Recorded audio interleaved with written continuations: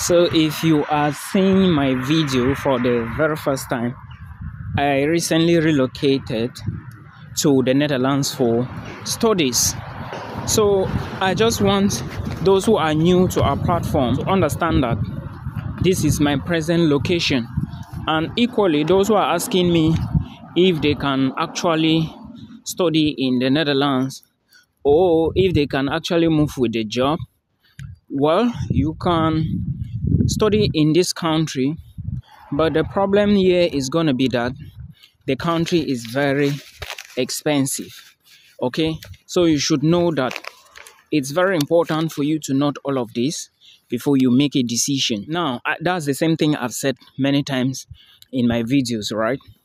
So if you want to study in the Netherlands, then you need to plan, look at your budget, watch my videos, then you move.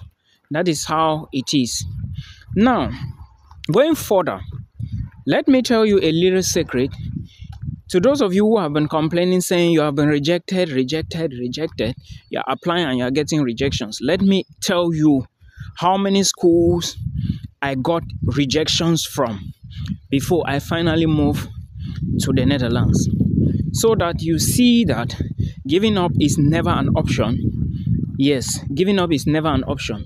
And I want to tell you that, let me see, I applied to 13 different schools, okay, in 7 different countries, and I got just 2 offers.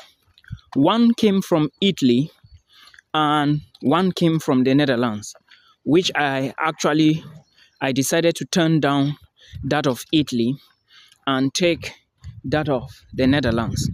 Now, like I said, I got admission. I'm going to be talking about the schools that rejected me, how much application fee I paid, and what you should learn as an international student, as somebody who wants to change his or her life. Now, let me begin with those that accepted me. I applied for 2 programs at the University of Padua in Italy, and I got 1 rejection and 1 acceptance. And they gave me about 2 to 3 weeks to accept the offer. But before that of Italy came, I had already gotten an offer to study in the Netherlands. So I decided to take the Netherlands. If you have been watching my videos, then you will know why I actually choose the Netherlands. So that's something you should always remember. On the other hand, let me tell you another country that accepted me. My present school now is the other offer I got. So I was struggling to cross the road. Yes, it's the other offer I got, and I'm presently moving to my school campus now. Now, let's come back to the other rejections. I think there should be more, but I just remember these few, right? I will begin with the Czech Republic. I applied to Czech University of Life Sciences. This school is located in Prague. I have even done a lot of videos about this school, telling you that it's very cheap, and behold, there are some cheap programs in this institution. Now, programs for like maybe 500, 600, 700 euros, right? Master's program I'm talking about. So I got a rejection, but mine was for PhD. Yeah, their PhD is very cheap. I think you don't pay tuition, something like that. Yeah, so I applied. I paid the application fee. They rescheduled me for an appointment. Then, when we did the appointment, I got a rejection after 5 days. That was how my PhD application, I didn't pull through with it in the Czech Republic. Now, then I applied again to another school in the Czech Republic, but I didn't even get feedback. I don't remember the name, but I remember trying to get PhD at the University of Padua, still in the Czech Republic, but it didn't pull through, so I had to give up on that. Now, the next place that rejected my application, and this time around we are talking about the University of Aalborg. This is in the Netherlands, not the Netherlands, but Denmark. Yeah, the University of Aalborg actually rejected my application. This was for another master's. Yeah. Before, I was stubborn. I was very stubborn, but I realized that because on their website, they said, if you have a master's before, don't go again for a second master's, except that you are risking it. What do I mean here?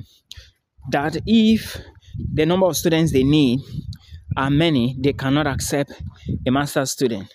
And if they are less, then they can consider a master's student, somebody who already have a master's degree. That's why I always tell you people that when you are applying for any school, make sure you check the websites very well, because there are so many things written on school websites. I even see people coming and asking me, Milton, what's the requirement to apply to this school? I'm like, does this person even know what he is doing? Yeah. So first thing first, you need to know requirements to apply to each school so that you don't make some certain errors many people are making. Okay, it's very important. Now, that was for the University of Aalborg in Denmark, and my application was rejected. My 78,000 for application fee went into the drainage. Remember, I paid also for Czech Republic and I paid for Denmark. Keep listening, I'm coming. Now, the others schools that rejected me in the Netherlands were the University of Groningen, HZ University, and one other school. I don't remember the name. Now, moving further, the next country that rejected my application, or the next school that rejected me, was in Ireland. Yes, I don't even remember the name of the school, but I think that school was located in Dublin. Or was it in, I think that should be in Dublin. So I paid application fee 55 euros, and they rejected me that my IELTS was okay, but the only issue was that one of the sections, I think which was it a listening or is it a reading, did not meet their required band score. And this is the same IELTS that I use to apply for my program in the Netherlands. So in case you want to study in the Netherlands, make sure you get your IELTS ready. Now, moving further, well, this one didn't reject me. It's the University of Bern in Switzerland. The University of Bern, I actually applied to it. Then they told me to send all my documents, which I had already scanned everything and prepared the file. Then the only thing that was left was for me to pay application fee and add the receipt to the documents. Can I pay? I have an account. I went to one bank in Cameroon. They were like, I need to bring this, bring that, bring this, bring that. The same thing they did for me when I was trying to pay my fees to the Netherlands. At the end of the day, I started Switzerland first, so I gave up. Then I contacted 3-4 of my friends in Europe, and none of them accepted to pay the application fee for me. I wanted to refund them from Cameroon using Momo, so they pay for me in Europe.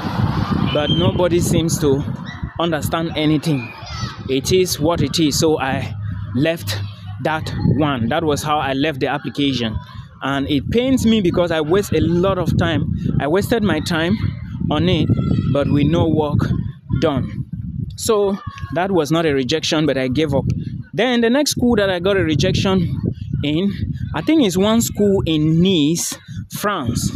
Yeah, this school was located in Nice. I don't remember the name, but I know I did a video about this school on my channel. Yeah, I applied for 2 different programs and I paid an application fee of about, I think 75 euros. And that was how I got a rejection after 2 to 3 weeks. So nothing actually happened. Then the next school that rejected me were 5 schools in USA. So now about the schools in the United States, there were 5 schools I applied for PhD in the US, but this was not in 2023 or 2024. This was in 2022. Yes, this was in 2022. So I applied to 5. I don't remember all of them, but I still remember a few. I think I applied to Reese University. I applied to the University of Kentucky. I applied to University of Rosenla Polytechnic. I think Rosenla Polytechnic should be in New York. This school is in New York. Then I applied to I think there is another school in Michigan Technological University. I applied to this school. Then I think there is another school in New York I did, University of Rochester. These are the schools I applied to. I actually had a list of about 10 schools, but because of recommendation letters, I couldn't find my lecturers because I didn't do masters in Cameroon. And the people who taught me in Cameroon for bachelors, they were nowhere to be found. So I needed to get lecturers who could recommend me and again for what I wanted to study. So they were nowhere to be found. The few that I got with a few people that actually wrote me recommendation letters from my job site did their best, and I put in for 5 applications and all rejected me. I forgot another school. I also applied to Purdue University. As a matter of fact, the IELTS exam that I used to get admissions into the Netherlands, where I am right now, it was Purdue University that even told me in 2022 that they cannot accept me without IELTS. So I had to rush and write IT, spending huge money. But at the end of the day, it wasn't positive. Did I give up? No. Did I give up? I never gave up. Was I weak? Yeah, of course, I was weak. But when you know what you want, when you know you don't have anybody, when you know you are on your own, there is nothing you can do, absolutely nothing. You need to keep grinding, you keep going, no matter what is happening. So that was how these schools rejected me, 13 different universities in 7 countries. So now I'm in my new country. I love it here. It's peaceful here. There is nothing like light. There is nothing like this. In fact, it's peaceful out here. So if you have a way, keep grinding. If you have the resources, try and put into your studies. Okay, get better. You deserve to be better. So this is just an updated video to let you know how my struggle has been. Yeah, we will continue in another one.